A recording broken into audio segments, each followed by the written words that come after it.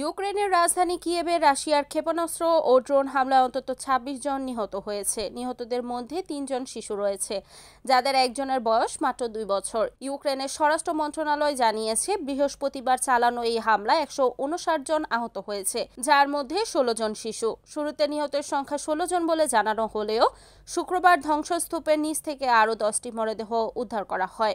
এ হামলাটি ছিল কিয়েভের সাম্প্রতিক সময়ের মধ্যে সবচেয়ে প্রাণঘাতী। এদিন শহরের শোক ঘোষণা করা হয়।